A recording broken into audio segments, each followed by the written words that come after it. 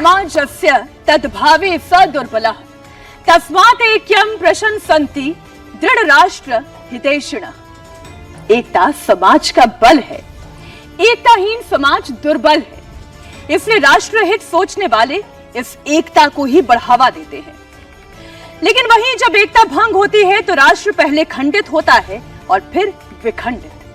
ठीक वैसे ही जैसे भारत से पाकिस्तान और फिर पाकिस्तान से बांग्लादेश का निर्माण हुआ और आज बांग्लादेश मिनी पाकिस्तान बनने के मुहाने आ गया, क्योंकि हिंदुओं पर अत्याचार बांग्लादेश के रोज की कहानी है। बांग्लादेश के सुमनगंज में एक हिंदू युवक पर ईश निंदा का आरोप लगाकर कट्टरपंथी भीड़ ने 100 से ज्यादा हिंदुओं के घरों को तोड़ दिया। घरों को ही नहीं, पूजा स्थल तक को नहीं छोड़ा गया।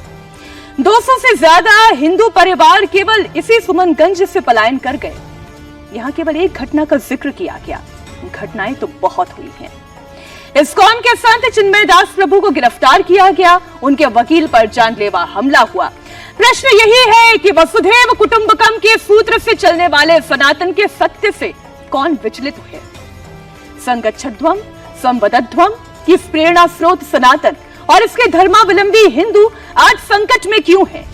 भारत का वंग साम्राज्य, जिसका इतिहास महाभारत और रामायण में है, जिसका परिचय अथर्व वेद में है, जहां की सभ्यता वैदिक संस्कृत और सनातनी थी, वो समय बीतने के साथ साथ कैसे जमाती होती जा रही है। चर्चा करने के लिए दो विद्वान हमारे साथ, परमार्थ निकेतन आश्रम के अध्यक्ष और आध्यात्मिक गुरु स्वामी चिदानंद सरस्वती और defence and strategic expert major Gaurav Arya भी हमारे साथ हैं। सदा परिभवाग्नवेष्टदोहम् तीर्थास्पदं शिवविराजिनुतं शरण्यं प्रत्यार्तिहं प्रणतपालभवाब्धिपूतं वन्दे महापुरुष ते चरणारविन्दम्। संगच्छध्वं संवदध्वं संवो मनांसि जानताम् देवा भागम यथा पूर्वे संजनानाम उपासते। आप लोग सामंजस्य से चले, एक समन्वय से चले, एक स्वर में बोले, मन एक मत हो, यही भाव स्वामी जी ऋग्वेद हमें सिखाता है जी। लेकिन आज इसी भाव के साथ चलने वाले, हरे रामा हरे कृष्णा करने वाले, राम के नाम का जप करने वाले सनातनी वो हिंदू आखिर बांग्लादेश में क्यों निशाने पर है? जब बांग्लादेश बना, युद्ध का समय था, युद्ध में काफी लोग घायल भी हुए, परेशान भी हुए, घर भी टूटे, मकान टूटे, दिल टूटे, दीवारें टूटी, बच्चे लूटे, महिलाएं लूटे, बहुत कुछ हुआ। उस समय पर संस्थाएं थी, लेकिन उसमें जो सबसे ज्यादा किसी संस्था ने काम किया, आपको आश्चर्य होगा, वो थी इस्कॉन। और लगभग 50,000 से 75,000 से 1 लाख लोगों का रोज भोजन कराने का जिम्मा लिया उन्होंने और कराया। महिलाओं की अस्मत लुट रही थी, उनको बचाया और ना जाने कितने बच्चों को परेशान होना पड़ा, बेघर होना पड़ा, उनको छत दी।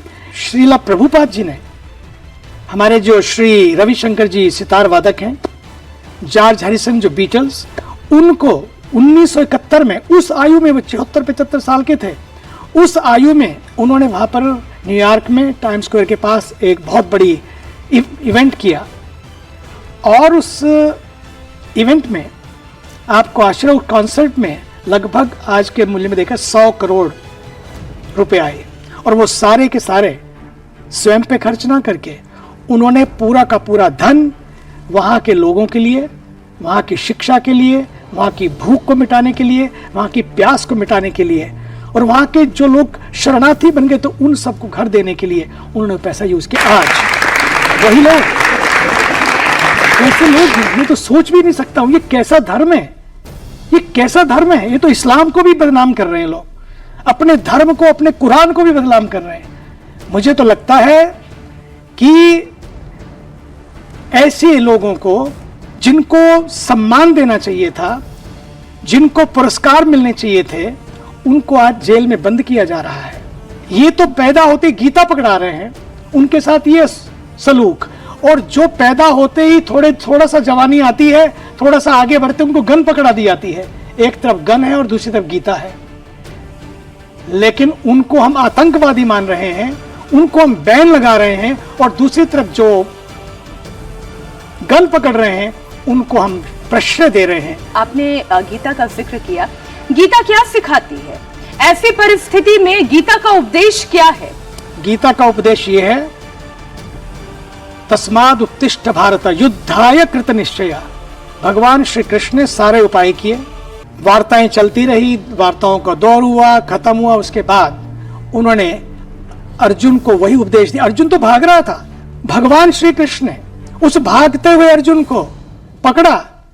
कहां जा रहे हो, क्या करने जा रहे हो, क्यों जा रहे हो? उन्होंने कहा कि नहीं, मैं ये युद्ध नहीं लड़ सकता। लेकिन भगवान ने कहा ये युद्ध नहीं, ये धर्म युद्ध है, ये तेरे अपने लिए नहीं है, समाज को बचाने के लिए है, लोगों के प्राणों की रक्षा करने के लिए है। और तुम राजा हो, तुम्हारा कर्तव्य है कि तुम्हें युद्ध लड़ना है, और युद्ध लड़ना है नीति से। ये भी देखिए आप, ये भारत है, ये गीता है। गौरव जी, ये सार यही कहता है कि अंततः जब सारे तरीके, सारे पैंतरे, सारी वार्तालाप, वो जिसे डिप्लोमेसी कहते हैं, जब वो फिर वही भगवान श्री कृष्ण ने भी किया, वार्ता उन्होंने भी की, लेकिन जब वो सब फेल हो जाती है तो अंततः युद्ध की तरफ आगे बढ़ना ही पड़ता है। लेकिन आज बांग्लादेश भारत के प्रति इतनी कटु भावना, ऐसी भावना कहां से आ गई बांग्लादेशियों के अंदर? ये तो वही बांग्लादेश है ना जिसका जन्म हिंदुस्तानियों की वजह से हुआ। देखिए, इसमें दो बातें हैं। पहली बात तो यह है कि आपने बोला कि जब सारी चीजें आपने खत्म कर दी, अंत में युद्ध ही बचता है। यहां पे अगर हम ऐसा भाव रखेंगे मन में, तो बांग्लादेश में जितने बचे हिंदू हैं उनको भी मार देंगे। तो युद्ध को अंत में नहीं, युद्ध को आप सबसे पहले लाइन के सबसे पहले आगे लाइए। युद्ध कोई गलत चीज नहीं है, गलत चीज नहीं है। देखिए, मैं आपको ये बताता हूं बांग्लादेश में हो क्यों रहा है ये। क्योंकि बांग्लादेश के दिल से भारत का डर निकल गया है। सबने सुना होगा, भाई बहन होए न प्रीत। आपके दोस्त को भी आपसे डरना चाहिए और आपके दुश्मन को भी आपसे डरना चाहिए। यह सबसे बड़ी बात है जो हमें समझनी पड़ेगी, पहली चीज। दूसरी चीज यह है कि कैसे वो कह सकते हैं कि हम भारत पे हमला करेंगे। क्योंकि क्या, सिंपल सी एक बात है, क्या बांग्लादेश के हिंदू भारत की जिम्मेदारी हैं कि नहीं? अगर आप मानते हैं आपकी जिम्मेदारी है, तो आपको इसमें 3 काम करने हैं। उसके पहले मैं आपके सवाल का दूसरा जो पार्ट है उसका जवाब दे दूं। ये हेट्रेड, ये नफरत भारत के लिए थी, ये आज नई नहीं है, ये तो हमें आज देखने को आ रही है, ये बहुत पहले से थी। आपको एक बात पता होगी कि पाकिस्तान बनने की जो मुहिम थी, ये बांग्लादेश जो उस समय बाद में जो बंगाल का हम लोग ईस्ट बंगाल कहते हैं, वहां से शुरू हुआ।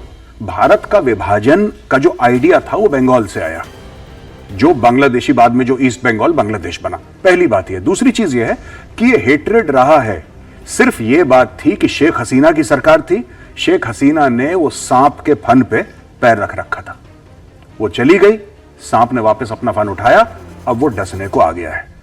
और आखिरी चीज मैं आपको यह बताना चाहूंगा कि अगर ये चाहते हैं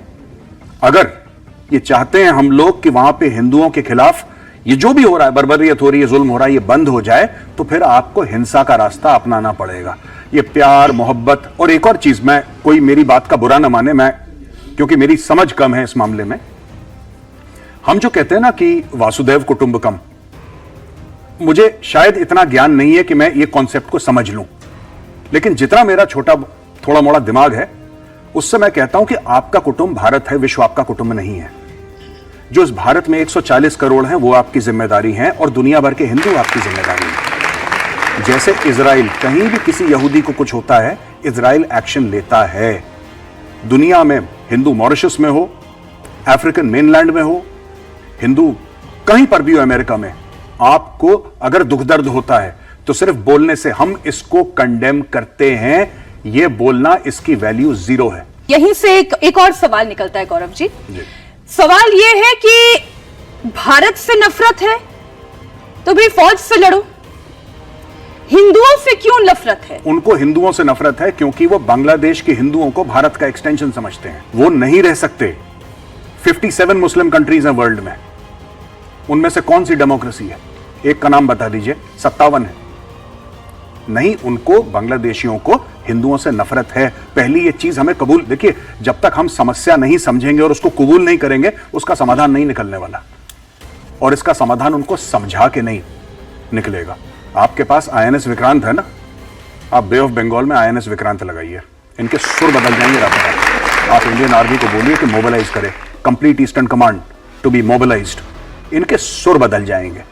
इनको थोड़ा सा इनको दिक्कत हो, थोड़ी सी परेशानी हो, जब सामने इंडियन आर्मी आए, इंडियन एयरफोर्स आए, इंडियन नेवी आए, ये अपने आप लाइन में आ जाएंगे। ये इन्होंने इस्कॉन वालों को आतंकवादी बोला है ना, बांग्लादेश की पूरी पॉपुलेशन इंक्लूडिंग मोहम्मद यूनुस, अगर इंडियन आर्मी को आपने एक्टिवेट कर दिया बॉर्डर पे, मोहम्मद यूनुस कहेगा हरे राम हरे कृष्णा।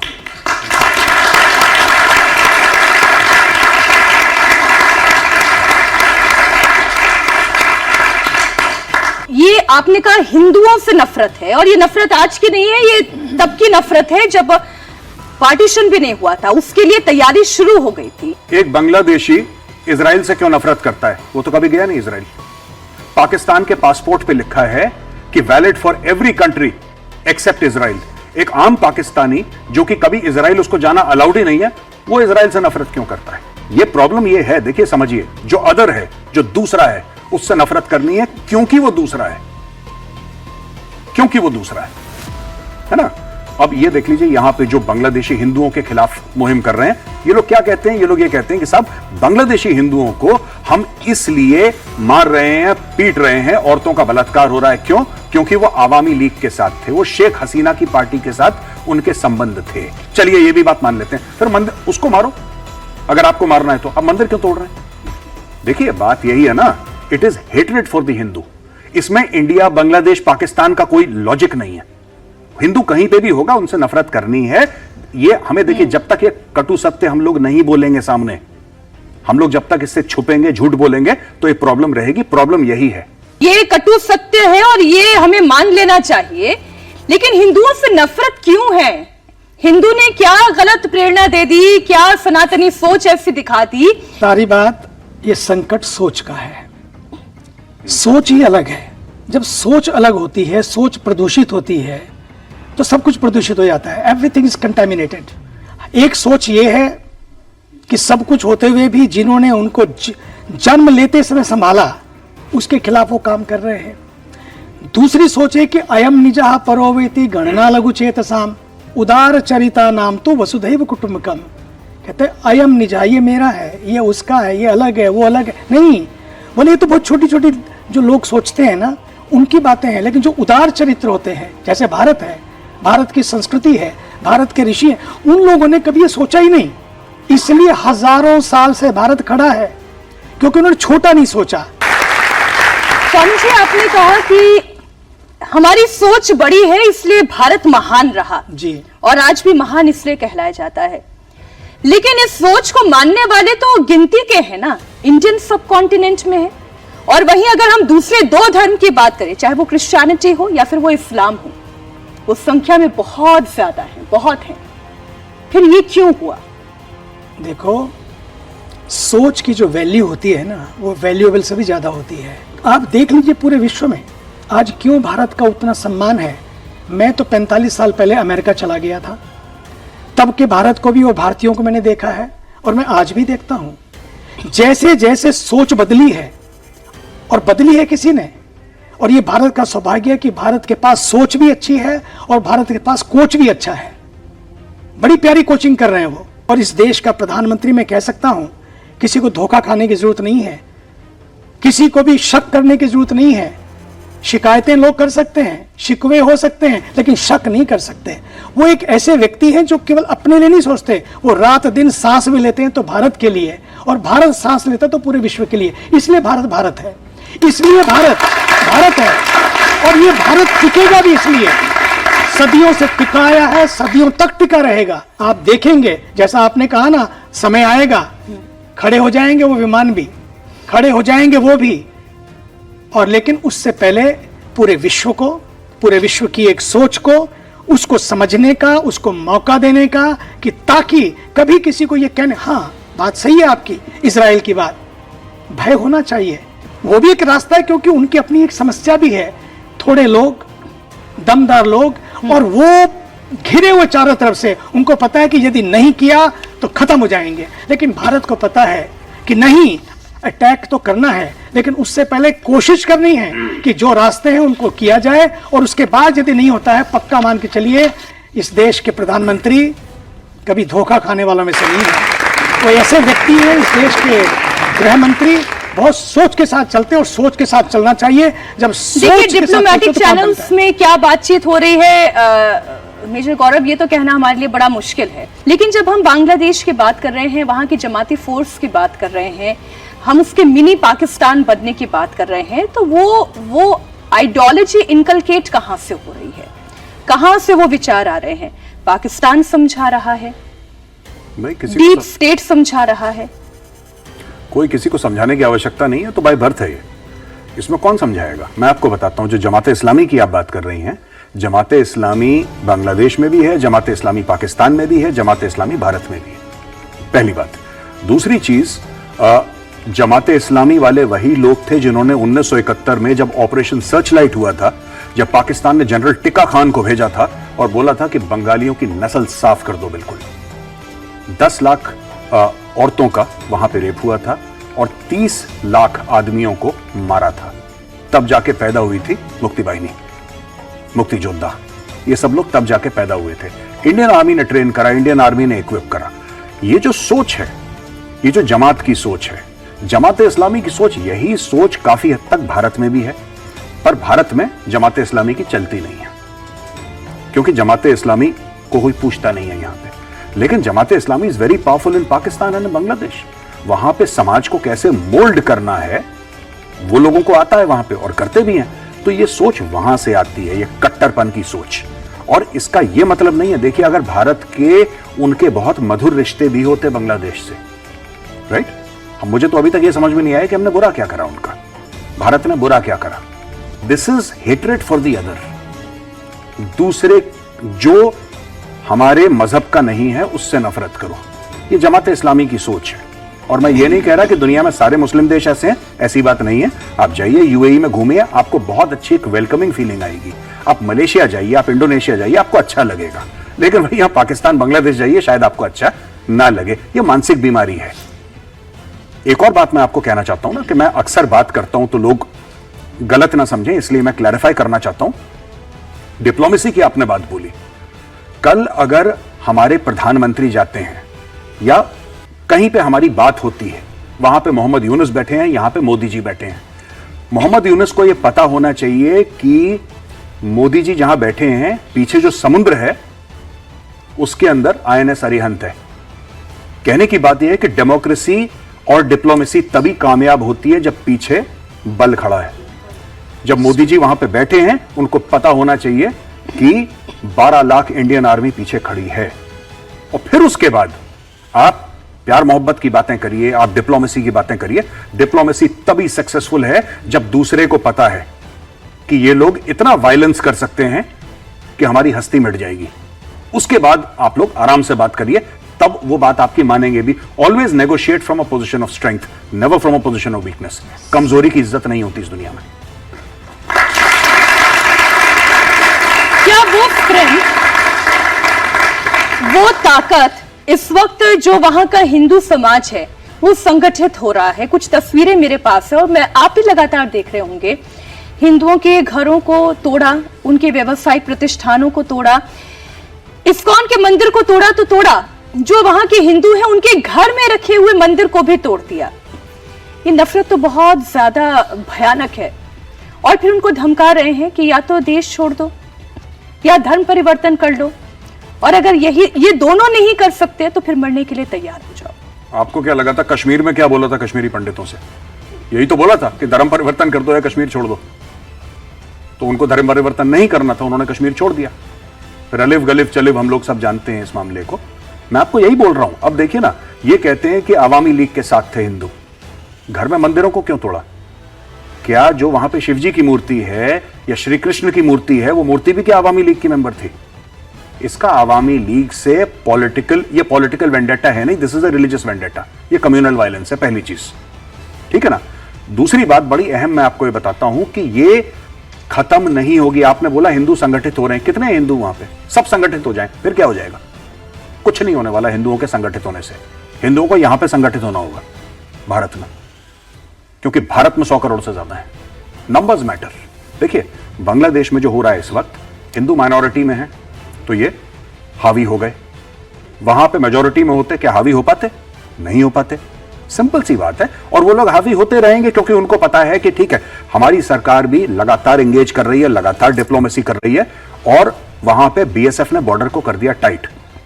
शायद हमारी ऑडियंस में पता भी होगा लोगों को, मैं दोबारा एक बार बता दूं, 1971 की जो लड़ाई हुई थी जिसमें ईस्ट पाकिस्तान बांग्लादेश बना था, उस लड़ाई का मुख्य कारण क्या था? रेफ्यूजीज इतनी तादाद में भारत आ गए थे कि भारत की अर्थव्यवस्था चरमरा गई थी। That was one of the main reasons for the war. पर ये जो आज की तारीख में हम लोग कहते हैं बांग्लादेशी बॉर्डर से आ रहे हैं, आज से आ रहे हैं, ये तो 1967-68 से आ रहे हैं। ये तो कब से आ रहे हैं भारत में? नोएडा के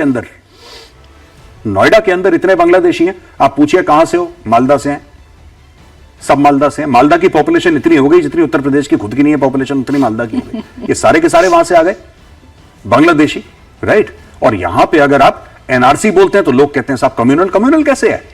मेरे देश की नागरिकता लेने का एक लॉ है। आप फॉर्म भरिए, आप वेट करिए, अगर सरकार समझती है आपको नागरिकता देनी है देगी। आप ऐसा थोड़ा ना कि दिन रात बॉर्डर पार करके यहां पे आके सेटल डाउन हो जाएंगे और आप अपनी मनमर्जी करेंगे। इनको सबसे पहले मैं बता रहा हूं, सरकार निकाले 2 करोड़ को बाहर। नंबर 1। नंबर 2, आपको स्ट्रिक्ट स्टेप्स लेने होंगे बांग्लादेश। अगर आपको लड़ाई नहीं भी करनी है, आपको वॉर नहीं करना है, आप अपना डिप्लोमेटिक मिशन वहां पे बिल्कुल ऑलमोस्ट जीरो कर दीजिए, कहानी खत्म। तीसरी चीज आपको यह करना है, आप बांग्लादेश के साथ पूरी ट्रेड बंद करिए। आप बांग्लादेश के 2 नेबर हैं, एक म्यांमार जिसका बांग्लादेश से ज्यादा बेड़ा गर्क है, और दूसरा इंडिया। इंडिया के साथ 4000 किलोमीटर से ज्यादा बॉर्डर है बांग्लादेश का। अगर कल भारत अपना मुंह फेर ले ना, उनकी इकोनॉमी क्रैश हो जाएगी। जब आप ये कह रहे हैं तो मुझे रश्मि रथी की कुछ पंक्तियां याद आ गई स्वामी जी। उसमें कृष्ण दुर्योधन को समझा रहे हैं, दे दो बस 5 ग्राम, रखो अपनी धरती तमाम। पर यह भी दुर्योधन दे ना सका। और यहां कृष्ण कहते हैं कि अब याचना नहीं रण होगा, जीवन जय या कि मरण होगा। हिंदुओं का संगठित होना क्या उस युद्ध की रणभेरी नहीं है? बांग्लादेश के हिंदुओं को आज आप इस सत्य सनातन कार्यक्रम से क्या मैसेज देंगे?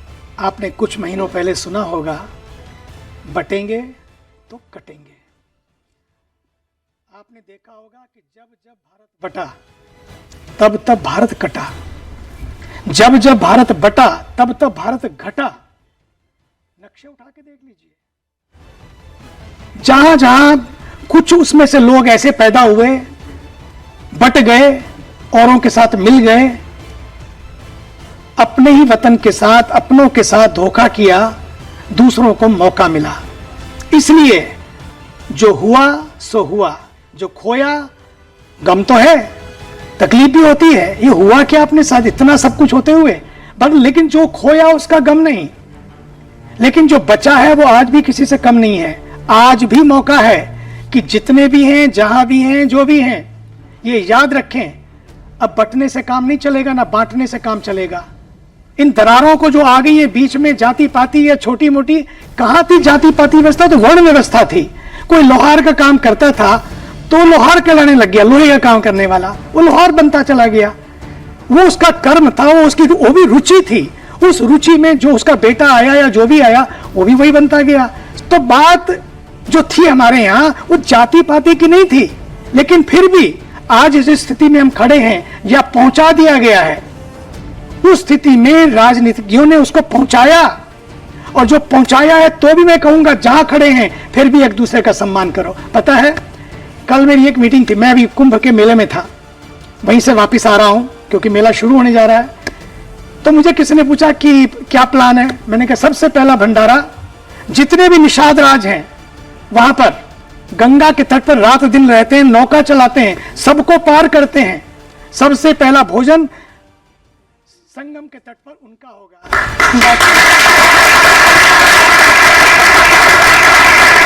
दूसरा, उनके साथ जितने लोग संगम के तट पर स्वच्छता का कार्य कर रहे हैं, सफाई कर रहे हैं रात दिन, आप जाएंगे और ठीक ठीक नहा सकें। स्वच्छाग्रही जो हैं स्वच्छता मित्र जो है, मैं कि दूसरा भंडारा संगम के तट पर उनका होगा। आपने जो बात कही स्वामी जी, एक श्लोक उसी से जुड़ा हुआ मैं जब अपनी रिसर्च कर रही थी तो मुझे मिला, वो मैं दर्शकों के सामने पढ़ना चाहती हूँ। समाने व आकृति समाना हृदयानि वह समान में मस्तु वो मनो यथा वे सुहा हसती। यानी कि हमारी भाषा, हमारी मंशा, हमारी आकांक्षाएं ये एक हो, हमारा उद्देश्य एक हो, और जब उद्देश्य एक होगा, साझा होगा, तो वो आवाज भी बड़ी होगी और वो लक्ष्य भी सिद्ध होगा। लेकिन समस्या यही है ना कि केवल बांग्लादेश में बैठ के उनकी आवाज उठाने से मेजर गौरव ये लक्ष्य सिद्ध नहीं होगा। वो लक्ष्य सिद्धि तब होगी जो भारत से उठेगी। आपको लग रहा है जितने भी प्रयास इस वक्त भारत कर रहा है, और केवल भारत की ही हम बात क्यों करें, हम अमेरिका की बात क्यों ना करें, क्या उन्हें इसमें आवाज नहीं उठानी चाहिए? नहीं, ये अमेरिका की जिम्मेदारी नहीं है, ये भारत की जिम्मेदारी है। और हम क्यों ये बोलें कि अगर मुझे प्रॉब्लम है तो कोई दूसरा आके बीच में पड़े।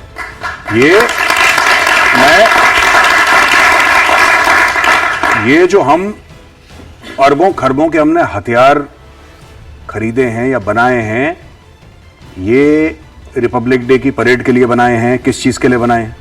पहली बात। दूसरी चीज, अमेरिका बोले ना बोले, यूरोप बोले ना बोले, सबसे पहले मैंने क्या बोला था? मैंने ये बोला था कि हम ये तय कर लें कि दुनिया भर के हिंदू, या खासतौर से अब हम बांग्लादेश की बात कर रहे हैं, वहां के हिंदू क्या भारत की जिम्मेदारी है कि नहीं है। अगर भारत मान रहा है हमारी जिम्मेदारी, अगर हमारी जिम्मेदारी है तो फिर किसी को बोलने की जरूरत नहीं है, हम सक्षम हैं। India is the 5th largest economy in the world. You have the most professional armed forces, you are a nuclear power. आपके ऐसा क्या, एक बार बोलिए उसको ठीक से, एक बार बोलिए, दिल्ली आएगा वो थर-थर कांपते हुए। आप बोलिए, बात यह है कि आप बोलिए, बात यह है कि अपनी बात कभी कभी मनवाने के लिए तर्क नहीं चलता, आपको दूसरे की बाह मरोड़नी पड़ती है। तो जितनी जल्दी बाह मरोड़ेंगे उतनी जल्दी चीख निकलेगी, दर्द होगा, आ जाएगा लाइन पे। मिस्टर गौरव, इस प्रश्न के पीछे एक परिप्रेक्ष्य ये भी था कि जब बांग्लादेश में तख्ता पलट हुआ तो उस वक्त एक थ्योरी ये भी आई कि मोहम्मद यूनुस को वहां के प्रधानमंत्री बनाने की पटकथा साल 2007 से लिखी जाने लग गई थी, और उसमें भी अमेरिका के डीप स्टेट का ही रोल था। नहीं, देखिए ना, ये बात हो सकती है, मुझे इसके बारे में पता नहीं है। डोनाल्ड ट्रंप बोल रहे हैं जी। आज डोनाल्ड ट्रंप तो बांग्लादेश में हिंदुओं के प्रति जो हिंसा हो रही है उसके लिए उन्होंने आवाज खड़ी की है, लेकिन जो बाइडेन नहीं बोल रहे थे। देखिए, जो बाइडेन नहीं बोल रहे थे, डोनाल्ड ट्रंप ने बोला है। लेकिन अगर डोनाल्ड ट्रंप, मैं आपको सही बात बताता हूं, थोड़ी सी कड़वी लगेगी आप लोगों को, अगर डोनाल्ड ट्रंप 20 जनवरी को शपथ ग्रहण करने के बाद अगर बांग्लादेश के हिंदुओं के लिए कुछ करते हैं तो मुझे बुरा लगेगा, क्योंकि वो मेरा भाई है, डोनाल्ड ट्रंप का नहीं है। और अगर मैं सक्षम नहीं हूं अपने भाई अपने बहन की मदद करने के लिए, फिर मुझे इसके ऊपर बातचीत भी नहीं करनी चाहिए। फिर तो डोनाल्ड ट्रंप कोई और कर लेगा, फिर तीसरा चौथा कर लेगा। नहीं, हमारी जिम्मेदारी है और हम कर सकते हैं, और बहुत भारत के लिए। और जो भारत की आज की तारीख में लीडरशिप है, मैं आपको बताऊं, मोदी जी हैं, जो उनकी पूरी टीम है, उस टीम के लिए मैं आपको बता रहा हूं, ये 5 मिनट का मेरी सोच थोड़ी सी अलग है इस मामले में।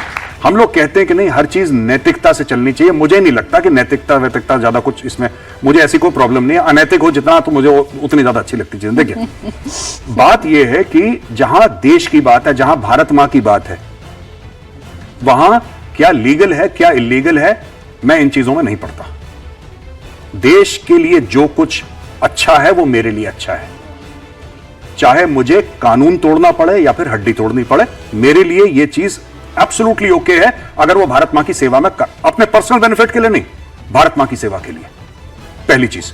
दूसरी चीज मैं आपको यह बता रहा हूं कि अगर अमेरिका हजारों किलोमीटर दूर बैठ के बांग्लादेश कंट्रोल कर सकता है, तो आप बगल में बैठ के बांग्लादेश क्यों नहीं कंट्रोल कर सकते? तो ये जहां मेजर गौरव नैतिक और अनैतिक होने की बात करते हैं, मैं फिर आपसे चाहती हूं कि आप गीता के उदाहरण के जरिए समझाएं नीति और सिद्धांत क्या है।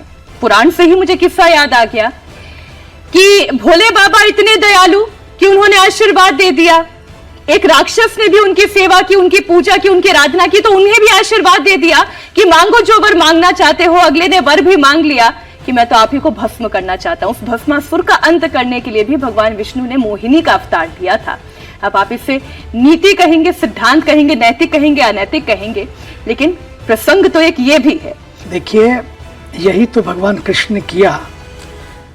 मजे की बात है, युद्ध का मैदान है, उस युद्ध के मैदान में लड़ना तो युद्ध है, लेकिन बात जीवन की हो रही है, बात योग की हो रही है, बात धर्म की हो रही है, और यहां तक की बात वहां खाने पीने तक की हो रही है।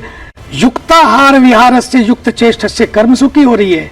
युक्ता माने बैलेंस, इतना है कि मेरा बैलेंस कितना है, बल्कि मैं बैलेंस्ड कितना हूं, यह भी बात हो रही है उसमें।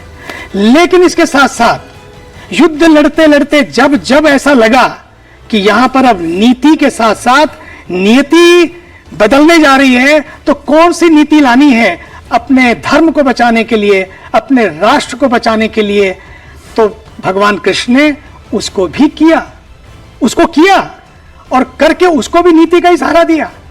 नहीं तो अश्वत्थामा, आप देखो ना कि जब बात आती है, वो उस समय भगवान कृष्ण कैसे, जब शंख बजता है जोर से ताकि वो सुनने में ना आए, नरो वा कुंजरो वा, अश्वत्थामा हतो नरो व कुंजरोवा, मतलब अश्वत्थामा मारा गया, ये बात पता भी ना लगे, और उस समय शंख बज गए, और नरो बोले नर था कि कुंजर था, ये नहीं बताने की बात। ये नीति है, ताकि युद्ध भी लड़ना है, युद्ध को जीतना भी है, लेकिन सत्य को भी कायम करना है, धर्म को भी कायम करना है। लेकिन कई बार जब धर्म पे बहुत ऐसी आंच आने लगने लगे कि धर्म गया, तो सच मानिए उस समय आपको ऐसे कारण करने पड़ते हैं जिससे उस युद्ध को जीतने के लिए, क्योंकि अब धर्म को बचाने की बात आ गई है। जब धर्म को बचाने की बात आ जाए तो कहते हैं वो हिंसा भी हिंसा नहीं है, वो हिंसा भी हिंसा नहीं है, लेकिन वो अंतिम है।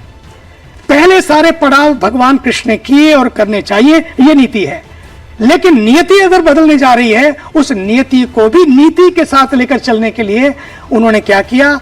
उन्होंने वही किया जो उस समय की मांग थी। राष्ट्र को भी बचाया, धर्म को भी बचाया, और साथ साथ सत्य को भी बचाया। यदि आप शास्त्र ध्यान से पढ़े, आपको लगेगा right, this was needed and this is the answer here, this is the truth that we have to take action.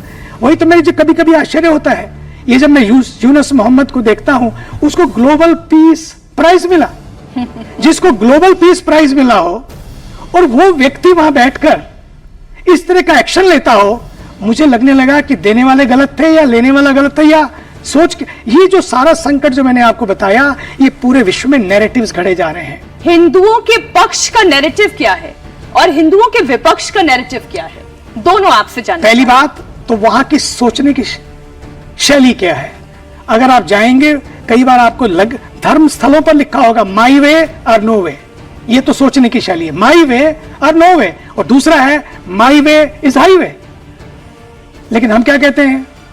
हम ऐसा कभी नहीं सोच सकते, ऐसा कभी नहीं सोचते। तो हिंदुओं की जो शैली है वो सोचने की पूरे, मैं तो जब पहले गया वहां पर 45 साल पहले, उस समय मैंने देखा कि जो किताबें पढ़ाई जा रही थी, पढ़ के रोने का मन करता था। कैसे कैसे नैरेटिव कितने समय से घड़े जा रहे हैं। और उसमें मजे की बात है, वहां के लोग तो थे, अपने वाले भी थे, जो वहां पर केवल तर्क के लिए या किसी कारण के वश या वामपंथी विचारा के कारण वो ऐसी बातें पढ़ाई जा रही थी। पढ़ने के बाद लगता था कि दिमाग खराब हो जाए। बच्चे कहते, माम व्हाट इज दिस? अपनी सनातन के ऊपर, अपनी संस्कृति के ऊपर, अपने संस्कारों के ऊपर उनको शक होता है, क्योंकि शक पैदा किया गया, चीजें ऐसी घड़ दी गई।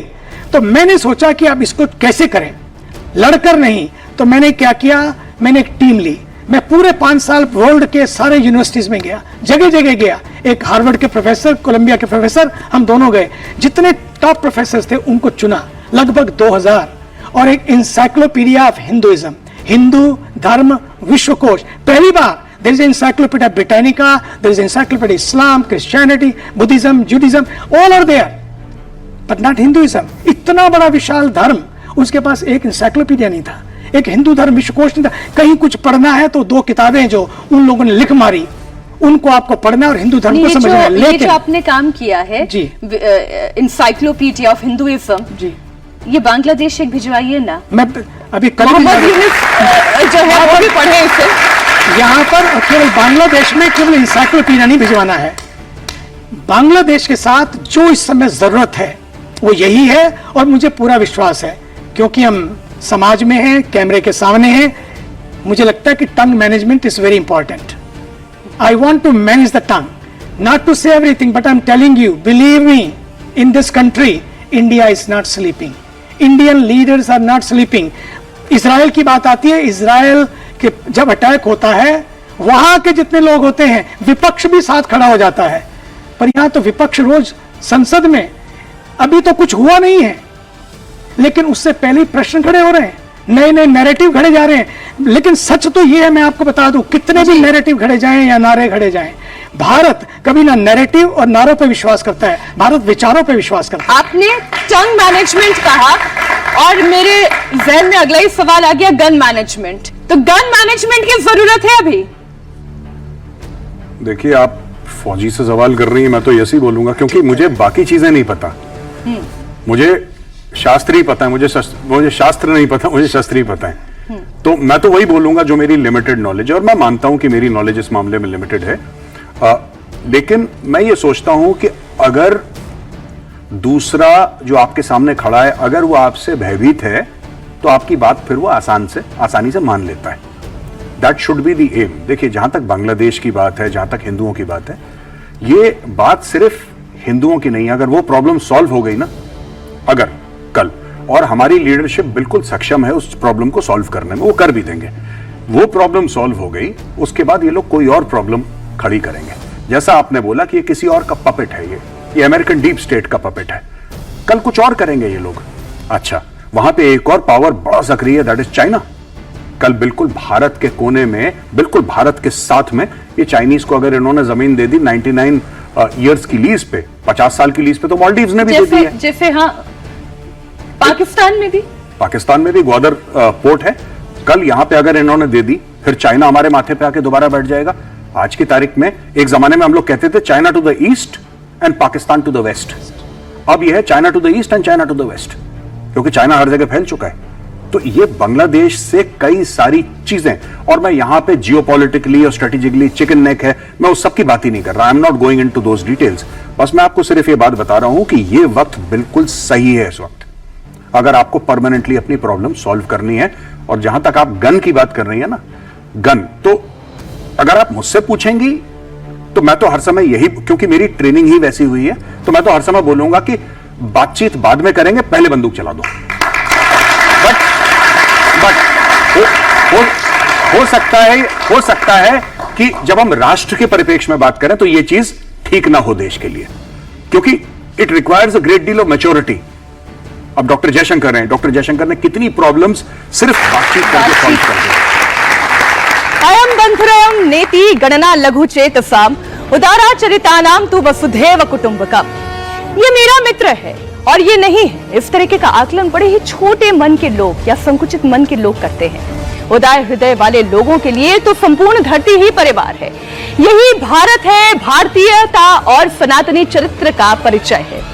लेकिन सनातन के शास्त्र और मनुस्मृति ये भी समझाती है, धर्म एव हतो हन्ति धर्मो रक्षति रक्षितः तस्मात् धर्मो न हन्तव्यो मनो धर्मो हतो अवधीत।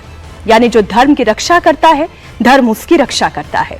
आज बांग्लादेश में हिंदुओं की परिस्थिति भले ही कठिन हो, लेकिन वहां के हिंदू एकजुट हैं, संकल्पित हैं और धर्म की रक्षा के लिए भारत भी अडिग है। यही सत्य है, यही सनातन है। धर्म उनकी रक्षा अवश्य करेगा।